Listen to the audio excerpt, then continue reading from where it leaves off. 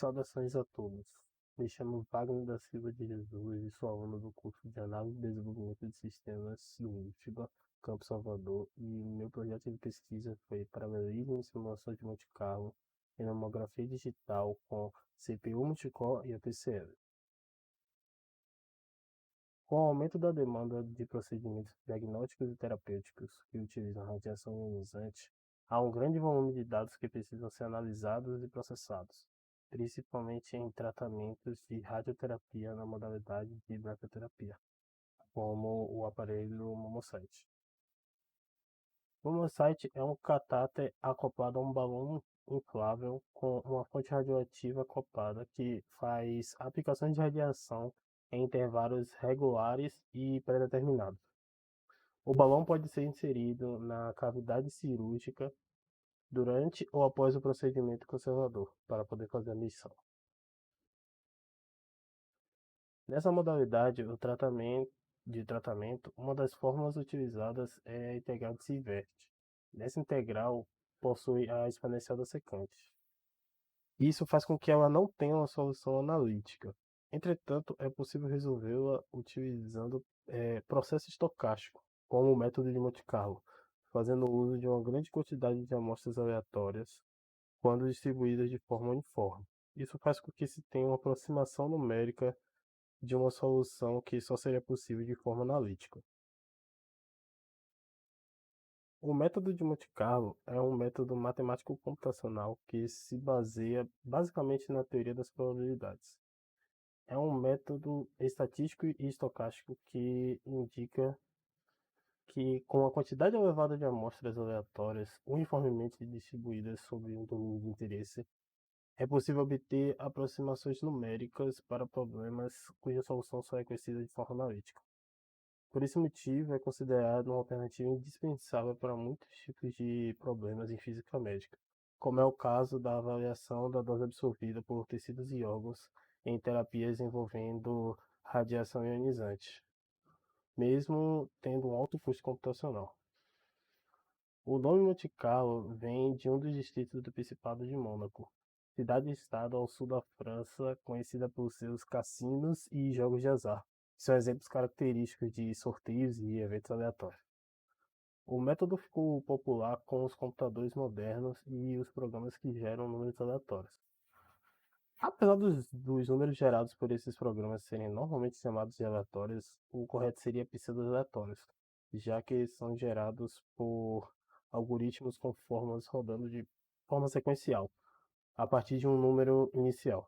Isso resulta numa distribuição uniforme de números entre 0 e 1, além de satisfazer critérios de aleatoriedade. Como exemplo de uma aplicação do método de Monte Carlo, vamos considerar que queremos determinar a hora ocupada por Mônaco. Pelo método de Monte Carlo, são lançados pontos de forma aleatória sobre toda a região retangular recortada do mapa, contando os pontos que caem sobre a parte pertencente a Mônaco. A relação entre o número de pontos no Principado e o total de pontos lançados fornece uma estimativa da área ocupada pelo Principado. No caso do exemplo, foram lançados 1000 pontos, dos quais 110, os que estão marcados em vermelho, caíram sobre Mônaco. Isso resulta numa relação de áreas de 0,11, ou seja, o Principado corresponde a 11% da área considerada. Quanto maior o número total de pontos lançados, melhor seria o resultado. Se subisse para 2.000, 3.000, 10.000 pontos, a aproximação seria melhor.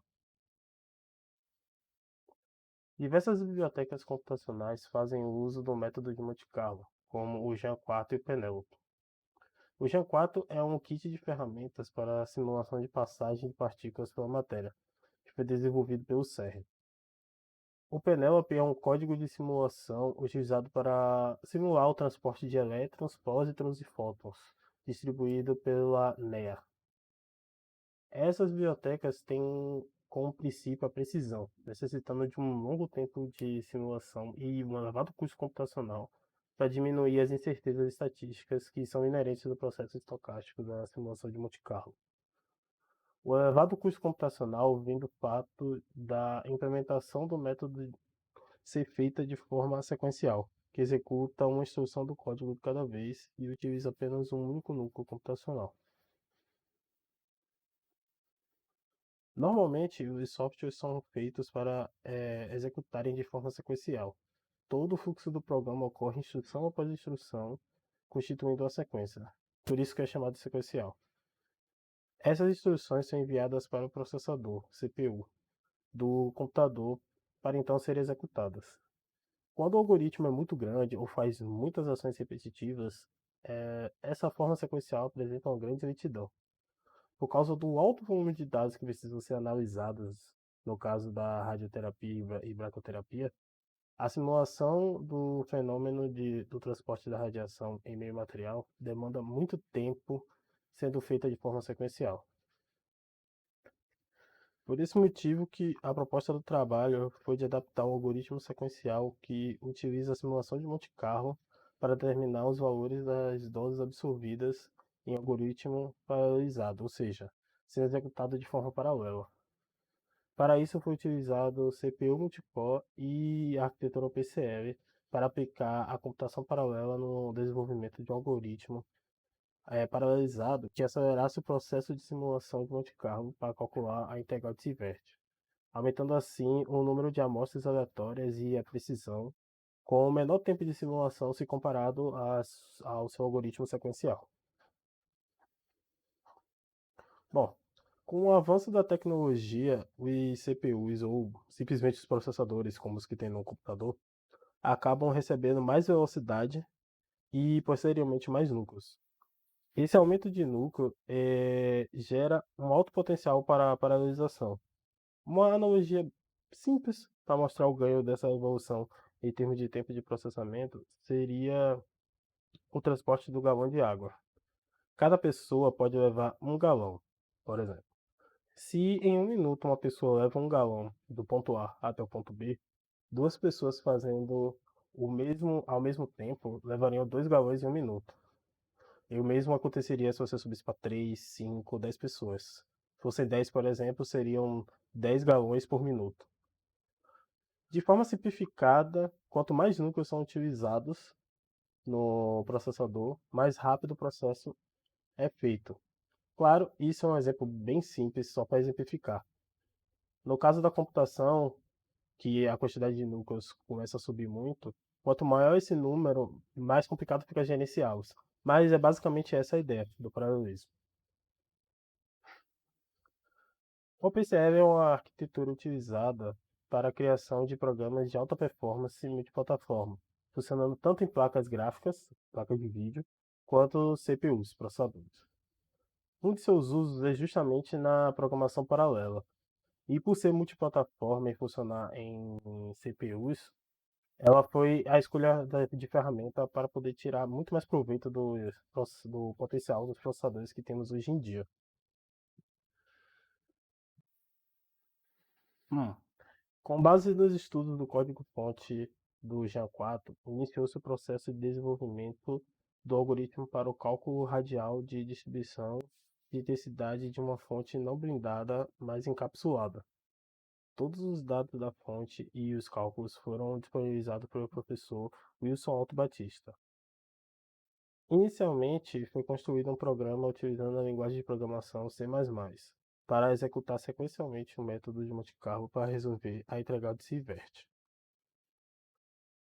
Para resolvê-la, o algoritmo também calcula os parâmetros x, y, y', θ' e r', que são utilizados para a resolução da integral.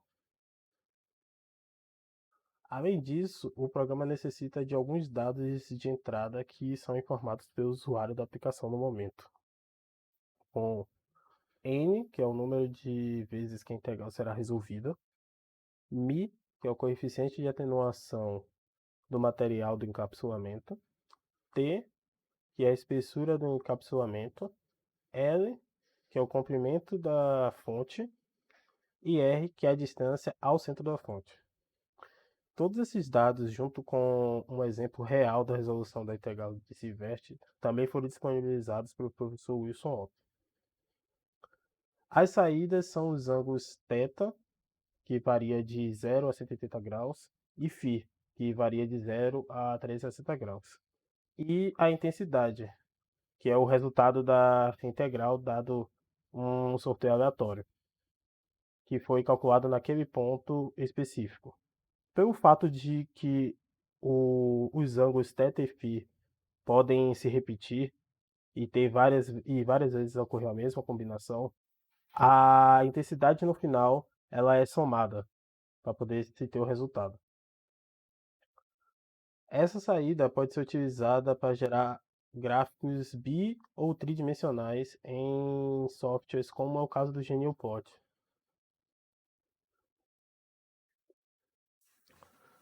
Para se ter vários níveis de comparação, foram feitos testes variando o número de interações tanto no algoritmo sequencial quanto no paralelizado. Na tabela, é possível ver uma grande diferença de tempo de processamento entre a forma sequencial e paralelizada, onde o algoritmo em paralelo foi de 8 a 10 vezes mais rápido. Isso demonstra o quanto de vantagem um algoritmo paralelizado tem sobre sua forma sequencial, proporcionando maior agilidade ao processo e tirando muito mais proveito do rádio que estiver disponível naquele momento. Agradeço por ter participado de um projeto de pesquisa como esse, e ao professor Antônio Carlos e ao professor Wilson Otto por ter feito esse acompanhamento e orientação ao longo de todo o projeto, para que fosse alcançar esse nível de interdisciplinaridade que teve e esse resultado demonstrado que vai ser muito útil no futuro para ajudar as pessoas. Muito obrigado pela atenção de todos.